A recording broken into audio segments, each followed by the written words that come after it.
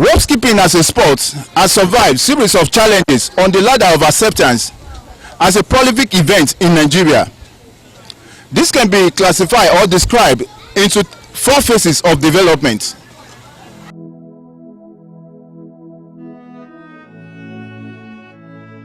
It did not seem to be real, neither did we realize that our perspective towards the activating or actualizing the benefits of rope skipping is changing. Just like most of Nigerian youth, we skip for the fun of it and with the inspiration to use it as a school term sport event, guiding the light of developing it to be a prolific sport. It all started in Shogunle, Oshodi area, Lagos, when we discovered that not only that some of the countries of the world have been engaging their rope skippers in championship, but that South Africa hosted the World Cup event in 2008 that we thought to be our first beginning. Then we followed suit and got in touch with the world body, International Rope Skipping Federation, which placed us under the supervision of Mr. Sandale Ntubela to assist us work out the development.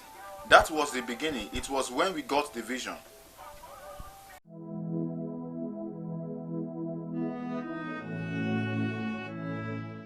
Most difficult period, 2009 to be specific, when we approached Lagos State Sports Director with the purpose to grow the game of rope skipping. He gave us a clear mandate. You have to train children for a demonstration, then come with a proposal with your company name alongside with some pictures of your past event. What a task! Some of the questions that ran through our minds were, how do we gather or identify the potential in good number of children around? Or how can we convince parents to believe in our vision and release their children for such development? Or how do we get the resources to train with?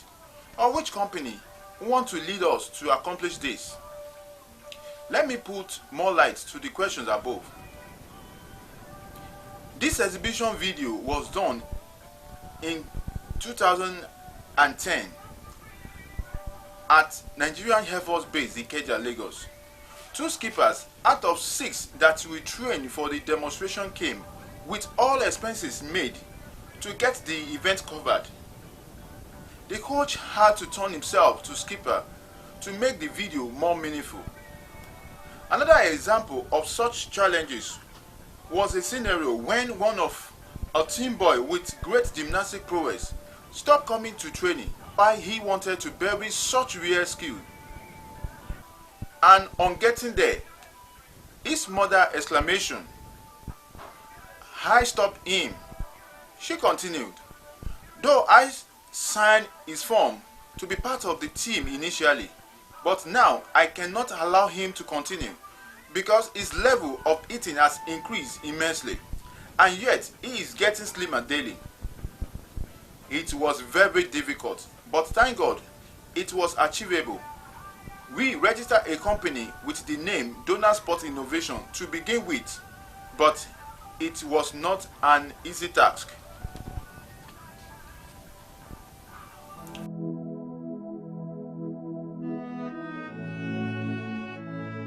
To give up the struggle started becoming impossible in the year 2014 when Madam Abiodun Olatunji came up with the program Double Dutch Skill Services.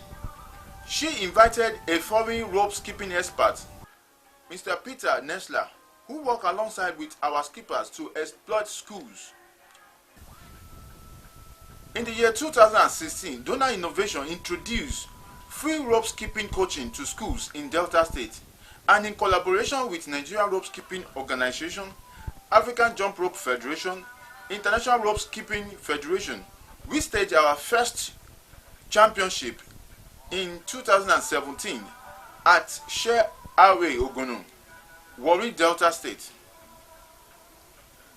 Also, In the year 2019, Kyo Mokolopo and Laila Little team from South Africa and United States of America respectively took us through a 3 days intense workshop at Roe Park, Lagos. The dream for over 10 years now is going to be achieved. The jumpers of Nigeria are insane. The technique is, so I'm looking forward to what they're going to be offering us at the World Championships in future years to come. I was blown away. I was surprised to see how good they are, how much potential they have. I want to say about a good 6 to 9 months they'll be at the world level, champion level. Are you sure you're not saying this just to make us? Oh no, I've been doing this for 26 years and it takes 6 months to learn how to turn. They already turning for tricks, flips, spit. They already doing it. They got the fundamentals. In the same year, we demonstrated at the Olympic Celebration Day at National Stadium, Surulere, Lagos, where we got another mandate to spread the game to at least 10 states of the country, which gave birth to Rope Skipping Tour 2019.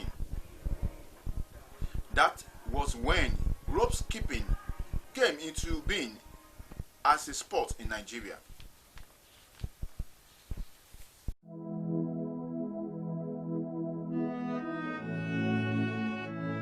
Listen to the making of the first National Rope Skipping Championship from one of our Board of Trustee members. How did we get to this level of organizing a national championship? It was not easy for us. It didn't happen overnight. We started with schools first. 4 schools benefited from the project, whereby we acknowledge the potentials, groom and stage them for a championship, which happened at Shell premises, ROA Ogunu, Warri, Delta State, in 2017. Throughout 2018, we tried to nurture those kids, groom them up, and in 2019, we invited foreigners. They actually commended our effort. That was why it was easy for us to spread to other states. Truly, the government has not endorsed these sports in Nigeria. So it's pretty difficult talking about finance from the government side of it. It's not that government is not aware. At least we demonstrated at the National Olympic Celebration Day in Lagos. We also showcased at the National Sports Game in Ilorin, Kwara State. We understood that government has a lot at hand, and ahead of the forthcoming National Sports Festival, which captivate all the state sports commissions' attention. And we don't want to get them distracted, by bringing our own issue of funding and whatever to them. That is why we decided to carry the load ourselves.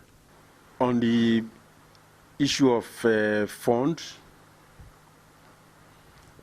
we really don't have enough funds, so to say. We tax ourselves to a point where we even need to borrow. At the same time, we need support.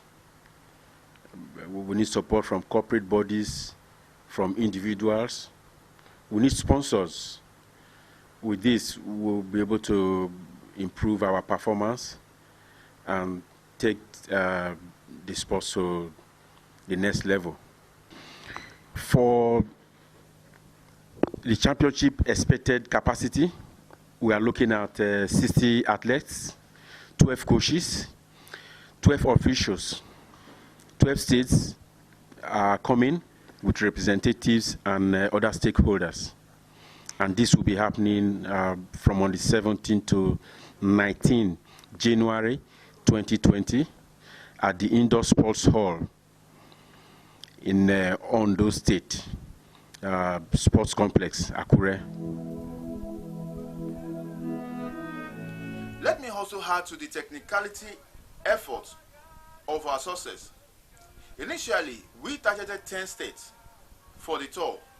They were Lagos, Ogun, Oyo, Kwara, Osun, Edo, Delta, Bayelsa, River, and Imo State. But later, we got a call from Ondo and Plateau State that the game existed there as well. That increased the number to 12 states. These states were invited for the year 2020 championship. Banners were placed in most of the invited state stadiums, and Sporting Life newspaper published the event 3 times. Based on the financial and some other challenges, only 7 representatives came, while only 6 state teams participated at the championship. The championship held at the indoor hall of the Ondo State Sports Complex, Akure. Okay, my name is Franklin Jogichukuyem. I'm representing Plateau State in the rope skipping event that was done in Akure. Dignitaries at the championship included the #1 sportsman of the state and the executive governor of Ondo State, Abakunrin Oluwarotimi Odunayo Akeredolu San, represented by the State Honorable Commissioner for Youth Development and Sports, Barrister Dotun Owanike. He described why he was not be able to leave the event till the end of the championship. And that is why you see that I've been here from the beginning to the end. I couldn't just leave because of what I have seen here. Also, the Hope newspaper on 20th January 2020 published its press release for a record purpose. I want our nation to take this sport seriously because it's a healthy sport that is good for our children, the youth, teenager, even the adult. I believe that with the encouragement of the government and other relevant agencies, this youth will go a long way. It was a really something that the government need to encourage. The state, the national, they need to come out and encourage this national skipping rope. I want to once again encourage them. They should continue and know with time it will come to stay. I see them going very far.